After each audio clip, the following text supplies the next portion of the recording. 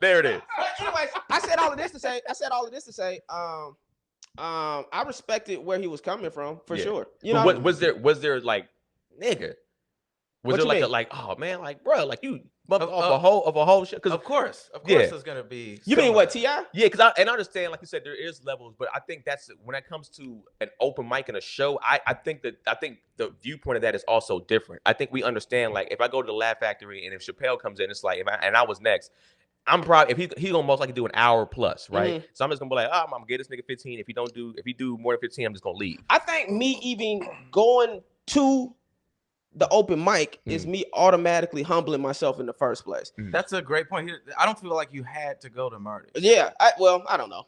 I'm trying to think. I was doing like MTV stuff at the time. I was on MTV. And but there were other mics. Yeah, there were other mics, for sure. But Marty's was the reason I went to Marty's, I think why we all went to Marty's, is because we got more time. Right. So you could pay $5, but you didn't just have to do 5 minutes. You can go to 3 different rooms. But at a specific point in time, Marty's was the best open mic in the city when it was like that main room, and it was 30 of us in there tagging you. Right. And a lot of times we will let you run a little bit because it's like if we gave you a tag and be like, yo, try it again. Boom, boom, boom, boom. Yeah, that was amazing. That was a different time. That was amazing. But I guess for me, it is different outlooks. I never was like, yo, it don't matter how famous I get.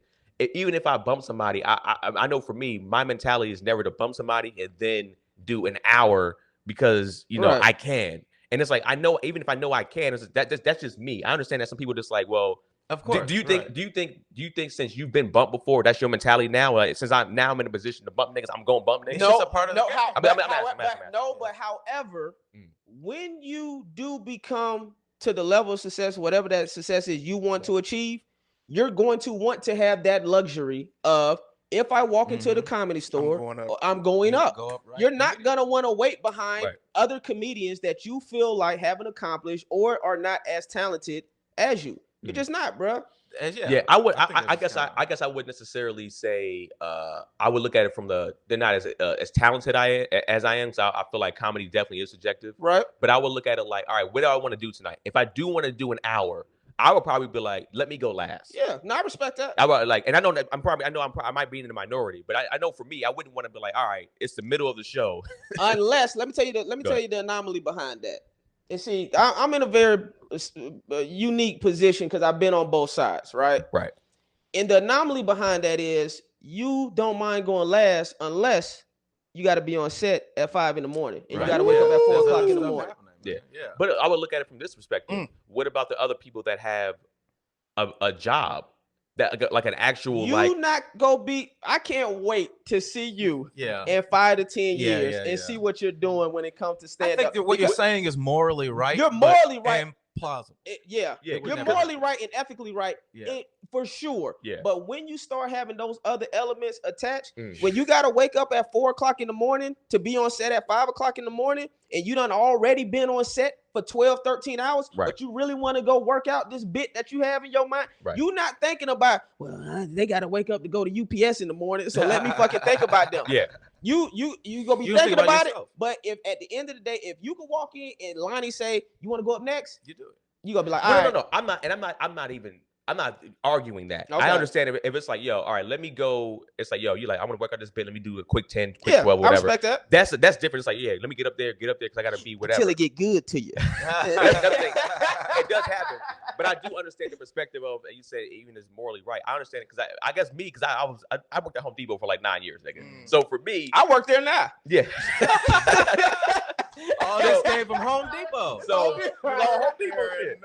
So for me, I always look at it like this. That was a very back-breaking manual labor job.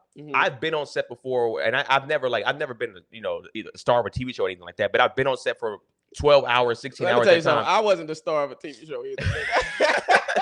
I was on there. But what I'm saying is I've been on set for long periods of time, and I understand that, sometimes there's a lot of hurry up and waiting and acting, but also too, I'm looking at a perspective. If I'm working a 12 to 14-hour shift at Home Depot, I know for a fact that's nowhere.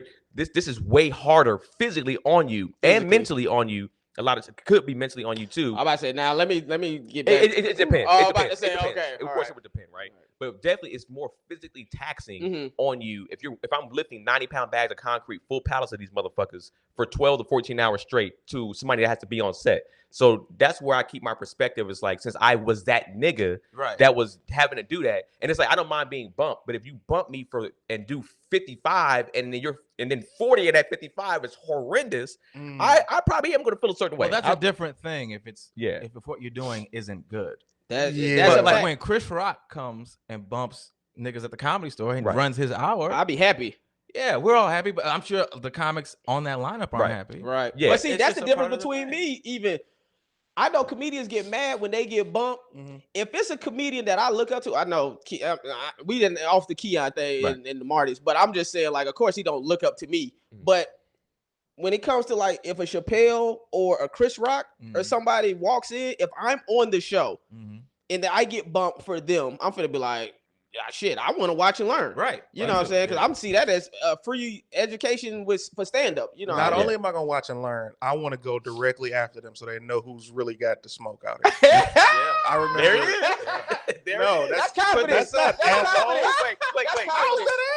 I didn't say asshole. That's confidence. Let me ask you, do you need these glasses? Are they prescription? Yeah, they're prescription. Okay, good. Because he be taking them on, but like, oh yeah, sometimes, sometimes they get a little heavy. You know what I mean? The thing though, like, I'm gonna do a little pushback on Keenan. That was an asshole. See, that was a little asshole. Okay, all right, there it is. Right. See, we all got it. Here's the thing. My thing was like, and this is why I do respect that, and Justin being like, yo, I know I'm this, right, and then I know I'm an asshole. I mean, I haven't really experienced any assholeness from Trey. All comedians. But I feel like I'm gonna let you finish. Yeah, go ahead. All comedians are assholes. Yes, gotcha. All comedians are assholes. And that's fair. It's our job to point out the bullshit in life. Even Ellen DeGeneres is an asshole. It came out publicly that she's an asshole. She took it too far. You know what I'm saying? So, anyways, I just want to get that out of the way. So when people, it's the level of asshole that you are. Why'd you censor yourself with Ellen? You were like, she's a You want to know why? You know why? You want to know? White gay woman. Ooh. White gay woman. Man, fuck that bitch. Oh my God. He want the smoke.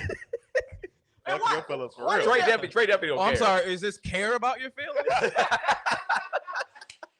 Hey, Trey, that's a good point. Here's the thing. And that's a clip. If you don't think it was, it was. So Chappelle, this happened.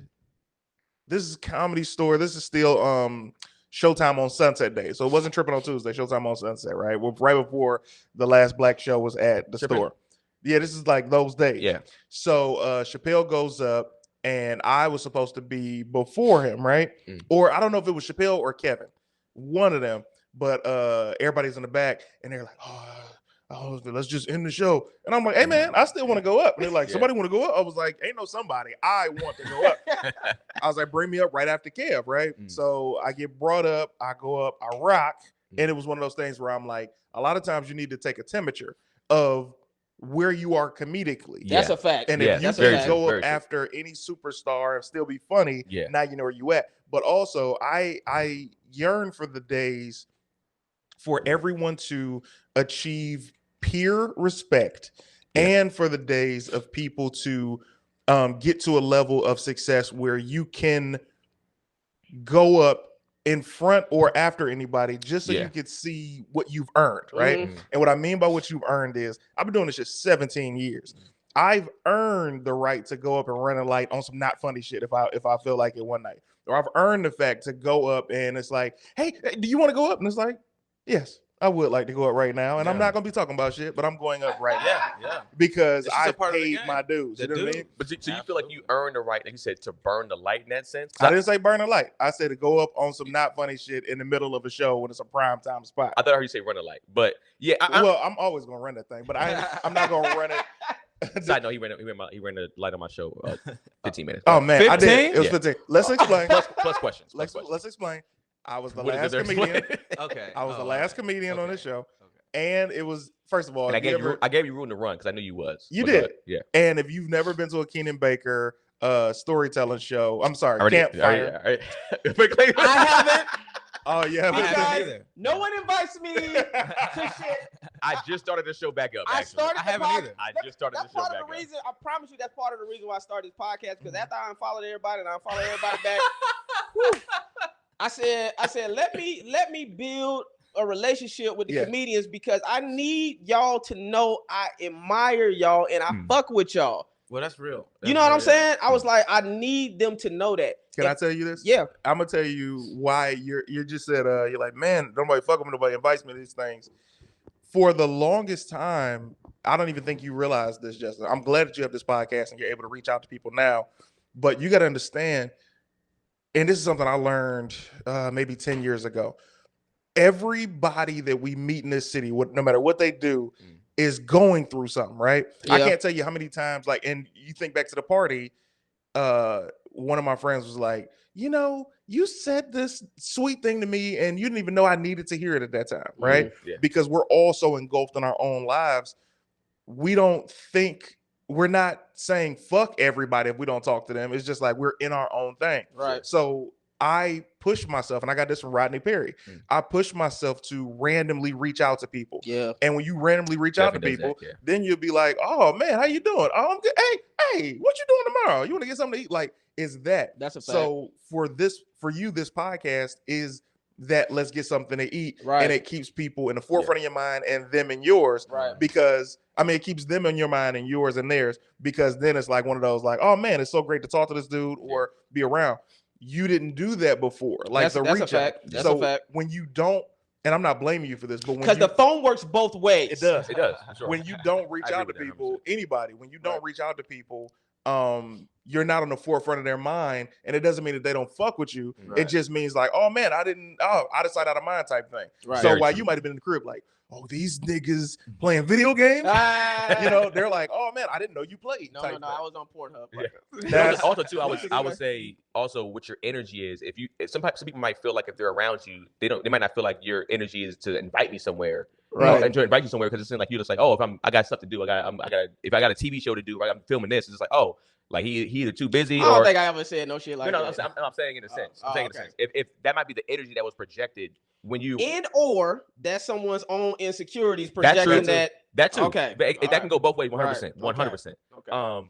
So I would say to Clayton, he definitely did that a lot. Like me and Clayton, I think were kind of cool, and then all of a sudden he would just be like, "Hey man, what you doing, man? Hey man, you need something, man? If you just need anything, just let me know." London Brown is good for that too. London is great for that. Yeah, man. And I actually do it more now because of London. I'll reach out randomly to people because of London. Yeah, London's great for that. So it's like I do think what Clayton said is 100% accurate in the sense of like this is like your kind of thing and getting back into it, because some people might not have known their relationship with you. They might have been like, oh, we're cool, but I don't know how cool we actually are. Because sometimes it's just like, oh, you might see a nigga in passing, he's like, oh, what's up? You good? We talk for a second, cool. But it's not like, yo, you want to like, if you need anything, hit me type energy. You know what I'm saying? Right. And it's like, I feel like a lot of us probably don't give that out because it's like you said, we don't know what somebody's going through, or we're going through our own shit. Right. So we don't even give that energy out. Right.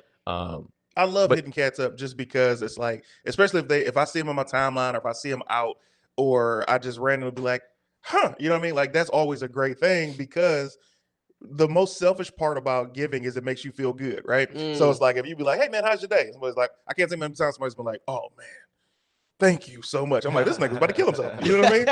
Just because you never know. Hey, he had to rope around. He was like, man, let me take this off my dick. Hey man, yo. I do wonder how many people might, if not even that far, but in a sense of like, yo, they're having that moment where it's just like, yo, if somebody didn't hit them up, it's like, yo, you kind of somewhat talk me out of something. Man, people don't realize, because that's what I was telling Keenan yesterday. I think most people think I'm doing better than I really am in my career. And so they feel like we don't need to reach out to Justin. He good already or whatever like that. It's been several times where somebody has reached out to me. I think Clayton, you did it one time. I know Ryan G did it one time. Because y'all don't know what, like you said, what somebody's going on. Right. They said the right words that I needed to hear in that moment of me feeling down. Right. You know, and so that's the importance, like y'all say, to reach out to people because you never know what somebody going through. We look at perception as reality on right. So it's like if we see you, TV shows, he's doing well. It's like, oh, I mean, he's straight. He don't need what we need to help him out for, whether it's money wise or mentally. We assume that the perception of reality on social media specifically, that means you're doing great, you're doing well. But we all know that's just a highlight reel. And I think people were starting. I think some people kind of knew, but we didn't really fully engulf ourselves in like, all right, most people are probably either fronting or it is, or like you said, it is in highlight reels where it's like, all right, cool, we put my success up there, but nigga, I'm depressed. Want me down, I get it. Hate that I keep winning. Stab my back is tempting.